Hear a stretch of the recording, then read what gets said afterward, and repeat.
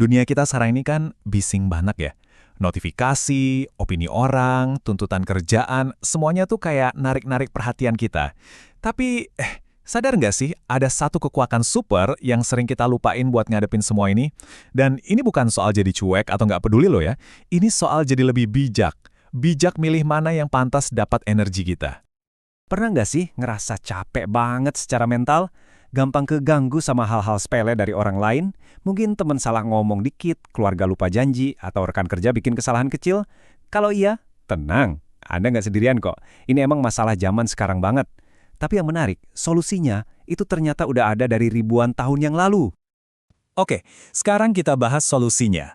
Ada satu konsep kuno, tapi relevan banget buat kita hari ini. Sebuah prinsip yang, bisa dibilang, ngajarin kita sebuah seni yang luar biasa, yaitu seni mengabaikan secara cerdas.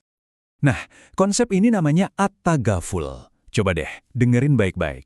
Ini bukan sekedar abai atau cuek biasa ya. Tagaful itu adalah sebuah tindakan yang aktif dan cerdas. Pilihan sadar di mana kita sengaja memilih untuk nggak lihat atau pura-pura nggak tahu kesalahan kecil orang lain. Jadi, ini bukan tanda kelemahan. Sama sekali bukan. Ini justru sebuah kekuatan. Dan jangan sampai salah paham ya, ini bukan berarti kita jadi orang yang naif atau nggak pedulian. Justru kebalikannya, tagaful itu lahir dari kebijaksanaan dan kekuatan.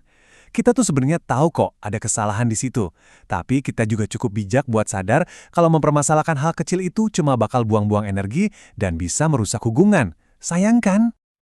Tapi mungkin ada yang nanya, kok bisa sih tindakan yang kelihatannya simple, cuma mengabaikan aja, bisa jadi sekuat itu?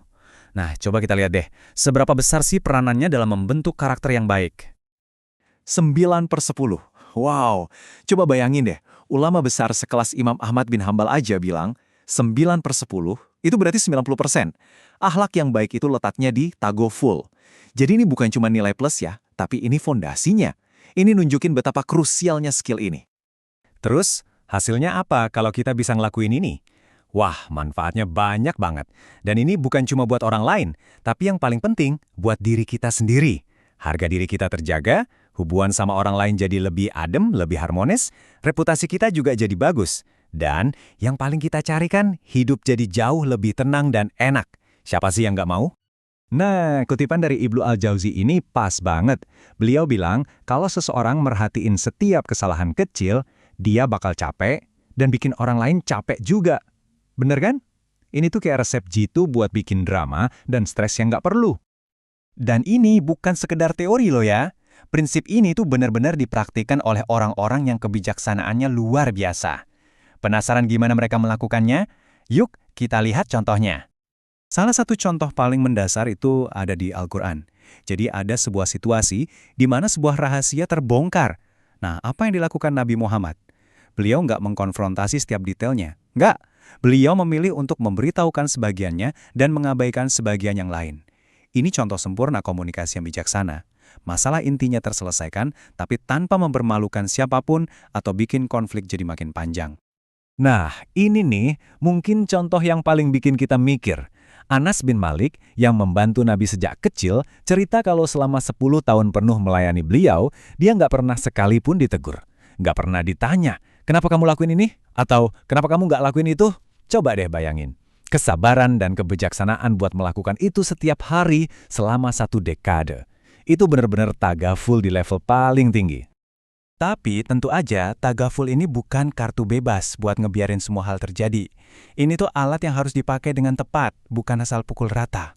Jadi penting banget buat kita paham kapan kita harus pakai tagaful dan kapan kita justru harus bertindak. Oke, bagian ini penting banget nih. Coba kita lihat. Di sisi terapkan tagaful. Ini cocok buat situasi kayak hak pribadi kita yang nggak sengaja kesenggol, orang salah ngomong dikit, atau hal-hal sepele yang nggak ngerugiin siapa-siapa. Nah, tapi lihat sisi satunya. Jangan terapkan. Kita nggak boleh pakai tagaful kalau menyangkut ketidakadilan ke orang lain, pelanggaran hukum atau prinsip agama, atau kalau ada perilaku salah yang jelas-jelas dan diulang-ulang terus. Nah, di situasi kayak gini, kita perlu bertindak atau kasih nasihat. Oke, terus gimana cara praktisnya? Anggap aja ini alat-alat di kotak perkakas kita. Nomor 1, kita bisa dengan cerdik mengalihkan pembicaraan. Kalau nggak berhasil dan situasi makin panas, nomor 2, tinggalin aja tempat itu, kasih jeda. Ketiga, coba lakukan aktivitas lain buat ngalihin pikiran dan energi. Dan yang paling fundamental dari semuanya, nomor 4, buat keputusan sadar untuk mengabaikannya. Udah, biarin aja lewat. Jadi pada akhirnya, ini semua tuh intinya satu. Gimana caranya kita ngambil lagi kendali atas ketenangan batin kita. Dan tagaful, inilah kuncinya. Poin pentingnya ada di sini. Kutipan dari Imam Ali ini benar-benar to the point. Pilihannya tuh ada di tangan kita. Kita bisa milih buat mempraktikkan tagaful, mengabaikan hal-hal yang nggak penting, dan hidup kita jadi lebih enak. Atau kita bisa milih buat meributkan setiap hal kecil, dan risikonya hidup kita jadi terasa pahit. Nah, sebagai penutup, saya mau kasih satu pertanyaan buat Anda renungkan. Coba deh pikirin hari ini. Pikirin interaksi Anda sama orang-orang. Kira-kira adanya satu gangguan kecil, satu aja, yang bisa Anda pilih untuk diabaikan secara cerdas hari ini, demi ketenangan Anda sendiri. Karena ya itu, dari hal kecil inilah kekuatan super ini mulai kita latih.